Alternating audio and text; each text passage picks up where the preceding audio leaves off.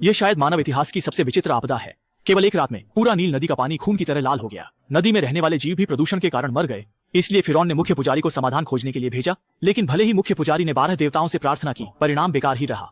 इसके तुरंत बाद बदबूदार खून खेतों में बहने लगा। लोगों की एक सीजन की मेहनत पूरी तरह से बर्बाद हो गई। ये मजदूर वर्ग के लिए एक गहरा आघात था, लेकिन ये तो आपदा की शुरुआत मात्र थी।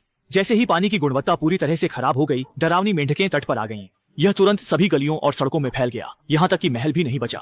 सोती हुई रानी अचानक से मेंढकों की भीड़ से जाग गई, लेकिन आवाज सुनकर आए फिरौन ने इसे गंभीरता से नहीं लिया। उसे लगा कि यह केवल मेंढक हैं। लेकिन जैसे ही पानी के बिना मेंढक मरने लगे, इससे भयानक मक्खियों की आपदा शुरू हो गई। मरी मेंढक अनगिनत मच्छरों के लिए भोजन का स्थान बन गई। पूरा मिस्र इस घने आवरण से पूरी तरह ढक गया। एक समय के लिए मिस्र एक नरक बन गया। न केवल दुर्लभ भोजन मक्खियों द्वारा खाया गया, बल्कि मक्खियां मानवों पर भी हमला करने लगी। यहाँ तक कि दिन रात पहरा देने वाला फिरौन भी नहीं बच सका। इस गहरे संकट में शमन बिना चिंता के ऊंची ऊंची बातें कर रहे थे। मानते थे कि जैसे ही सड़ी मेंढकें विघटित हो जाएंगी, आपदा समाप्त हो जाएगी। लेकिन मक्खियों की आपदा खत्म होने से पहले ही एक भयानक महामारी ने मिस्र को अपनी चपेट में ले लिया। ये हिब्रू देवता द्वारा भेजी गई एक और आपदा थी। मक्खियां बड़ी संख्या में रोगाणु ले जाती है, इसलिए उनके काटने से शरीर पर विषैले फोड़े हो जाते हैं। मौत की छाया हर किसी के दिल पर छा गई। इस बार यहाँ तक कि शाही परिवार भी नहीं बच सका। फिरौन को आखिरकार एहसास हुआ कि बड़ी आपदा आने वाली है।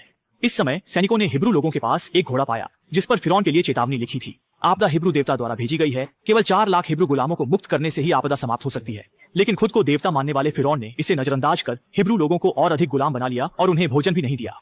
उसे सुंदर नाम देकर कहा गया कि तुम्हारे हिब्रू देवता तुम्हें प्रदान करेंगे, लेकिन इससे हिब्रू देवता नाराज हो गए। इसके तुरंत बाद भयानक पशु आपदा भी आ गई। पहले फिरौन का सफेद ड्रैगन घोड़ा बिना किसी कारण मर गया, फिर सभी पशु भी अजीब तरीके से मर गए। लगातार आपदाओं ने लोगों को पूरी तरह से निराश कर दिया। हालांकि इस समय भी शमन बकबक कर रहा था। फिरौन भी इन निकम्मों से तंग आ गया था। इन निकम्मों की हरकतों से परेशान होकर गुस्से में उसने इन सभी को गिलोटिन पर चढ़ा दिया। फिर फिरौन ने मुख्य पुजारी को समाधान खोजने के लिए बुलाया, लेकिन यह पुजारी की क्षमता से बाहर था। परिणाम स्वरूप इन सभी को भी फांसी पर चढ़ा दिया गया। इसी समय एक हिब्रू व्यक्ति जिसका नाम मूसा था, फिरौन के पास आया। उसने फिरौन से समझौता करने की उम्मीद की। मूसा ने फिरौन से कहा, यह सब तुम्हारे लिए हिब्रू देवता की सजा है। केवल 4 लाख हिब्रू गुलामों को मुक्त करने से ही आपदा समाप्त हो सकती है। मूसा वही था जिसे लोगों को बचाने के लिए चुना गया था। उस दिन एक बच्चे के रूप में अवतरित होकर इब्रानी भगवान मूसा के पास आए और उन्हें इब्रानी लोगों को मिस्र से बाहर ले जाने का मार्गदर्शन दिया। लेकिन इस समय भी खुद को सही मानने वाला फिरौन नहीं सुधरा। इसलिए उस रात आपदा आ गई। बिजली और गरज के साथ बड़े बड़े ओले गिरने लगे और चारों ओर का माहौल अचानक बदल गया। अनगिनत लोग मारे गए और घायल हो गए, और बचे हुए फसल भी इस अचानक आई आपदा से पूरी तरह नष्ट हो गई। लेकिन फिर भी यह फिरौन की क्रूरता को नहीं हिला सका। हिब्रू देवता का विरोध करने के लिए वह हर दिन एक हिब्रू व्यक्ति को मारता था, लेकिन इससे हिब्रू देवता और भी नाराज हो गए। उस दिन जब लोग कड़ी मेहनत कर रहे थे, अचानक ऊपर से घनी और शोरगुल वाली आवाजें आने लगीं। लोग अभी प्रतिक्रिया भी नहीं कर पाए थे कि अचानक टिड्डियों का एक विशाल झुंड तूफानी लहरों की तरह छा गया। जहां भी गए सब कुछ पल में शून्य हो गया। लोगों की आखिरी उम्मीद भी खत्म हो गई। प्रारंभिक अनुमान के अनुसार 10 लाख मीटर से अधिक फसल पूरी तरह से नष्ट हो गई। लेकिन अब पेड़ की छाल और घास की जड़ें भी सपना बन गई हैं। सैन्य अधिकारी ने फराव से अनाज बांटने की गुहार लगाई, लेकिन स्वार्थी फराव ने इसे तुरंत ठुकरा दिया। इस खबर के फैलते ही भूख और ठंड से परेशान जनता ने तुरंत विद्रोह कर दिया। उन्होंने खजाने के दरवाजे तोड़ दिए और पागलों की तरह अनाज लूटने लगे।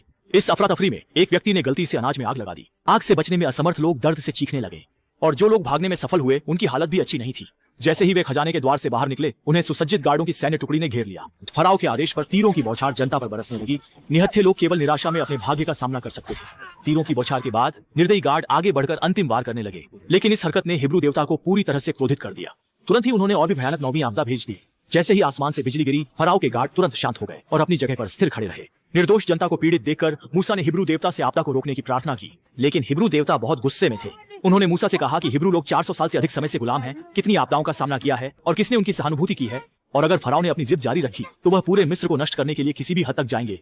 हिब्रू देवता से समाधान न मिलने पर मूसा ने फराव से बातचीत की और चेतावनी दी कि सूर्यास्त से पहले देवता का मार्गदर्शन स्वीकार कर आपदा से बच सकता है। लेकिन अहंकारी फराव ने न केवल बातचीत अस्वीकार की, बल्कि घमंड में बड़ी बड़ी बातें भी की।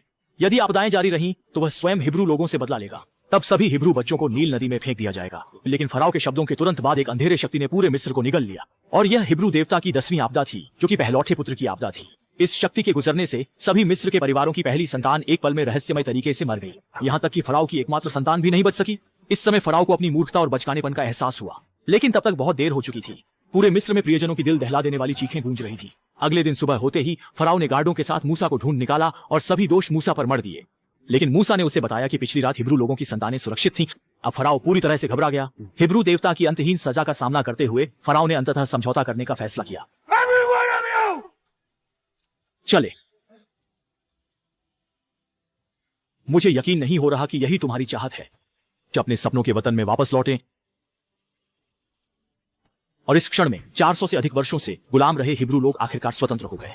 मूसा के नेतृत्व में वे अपने घर कनान की ओर बढ़ने लगे, जहां उन्हें अपने पूर्वजों की भूमि पर लौटना था। लेकिन फराओ को अपने बच्चे को दफनाने का दर्द सहना पड़ा। जब उसने देखा कि अपने बच्चे को खोने वाली रानी भी पागल हो गई है, तो फराओ की क्रूरता फिर से जाग उठी। इसलिए उसने तुरंत अपने सभी श्रेष्ठ सैनिकों को पुनर्गठित और इकट्ठा किया और 4 लाख हिब्रू लोगों से अपने बेटे का बदला लेने का दृढ़ संकल्प लिया। मूसा ने भी अनुमान लगाया कि फराओ पलट जाएगा, इसलिए पीछा करने से बचने के लिए मूसा ने खतरनाक पहाड़ी रास्ते से जाने का फैसला किया। लेकिन उसे यह नहीं पता था कि इस समय फराओ पूरी तरह से पागल हो चुका था। अपने मरे हुए बेटे का बदला लेने के लिए उसने सैनिकों की सुरक्षा की परवाह किए बिना खतरनाक पहाड़ी रास्ते से जाने का आदेश दिया। इस बीच मूसा 4 लाख हिब्रू लोगों के साथ 3 दिन और 3 रातों की यात्रा के बाद अपने लंबे समय से खोए हुए घर के करीब पहुंच रहा था, लेकिन उन्हें विशाल लाल सागर ने रोक दिया। दोनों ओर से घिरे होने की स्थिति ने मूसा को निराश कर दिया। उसने हिब्रू देवता से मदद की प्रार्थना की, लेकिन इस बार उसे कोई जवाब नहीं मिला। इससे मूसा का विश्वास टूटने लगा। गुस्से में आकर उसने अपनी तलवार उठाई और लाल सागर की ओर फेंक दी। अप्रत्याशित रूप से इस समय एक उल्का भी समुद्र में गिर गई और अगले दिन मूसा से अजीब दृश्य सामने आया। देखा गया कि बड़ी संख्या में कौवे आकाश में मंडरा रहे थे। समुद्र का पानी धीरे धीरे कम हो रहा था और कल रात फेंकी हुई तलवार भी सतह पर आ रही थी। मोशे को विश्वास था कि हिब्रू भगवान उनके लिए घर लौटने का रास्ता बना रहे हैं, इसलिए उनके नेतृत्व में 4 लाख हिब्रू लोग तेजी से बहते हुए लाल सागर को पार करने लगे। इस समय फिरौन 4000 घुड़सवारों के साथ तेजी से पीछा कर रहा था। हिब्रू लोगों को समाप्त करने के लिए वे खड़ी चट्टानों पर पूरी गति से आगे बढ़ रहे थे। परिणाम स्वरूप केवल एक रथ के पलटने से न केवल बड़े पैमाने पर श्रृंखलाबद्ध दुर्घटना हुई, बल्कि पहाड़ी भी खिसक गई। ये सचमुच कहावत को सही साबित करता है, गलत तरीके से गाड़ी चलाने से प्रियजनों की 2 पंक्तियों में आंसू। इस प्रकार हिब्रू लोगों को पकड़ने से पहले ही सेना का आधा हिस्सा खो गया। इसी समय समुद्र पार कर रहे हिब्रू लोग समुद्र के बीच में पहुंच गए थे, लेकिन जल्द ही उन्होंने देखा कि फिरौन की सेना पीछा कर रही है। अपने साथियों के लिए अधिक समय पाने के लिए मोशे 3000 लोगों के साथ विपरीत दिशा में चल पड़े, मरने की दृढ़ संकल्प के साथ फिरौन से अंतिम लड़ाई लड़ने। लेकिन जैसे ही दोनों पक्षों के हथियार टकराने वाले थे, पास के आकाश में अचानक बिजली चमकने और गरजने लगी। बादलों को चीरते हुए तूफान प्रति सेकंड 100 मीटर की गति से आ रहा था और इससे भी भयानक चीजें पीछे थी।